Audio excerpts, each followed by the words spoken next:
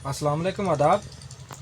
तो ये एक वीडियो मैंने लगाई है। तो रजौरी के अंदर देखो तूफ़ान, खुदा की नाराज़गी।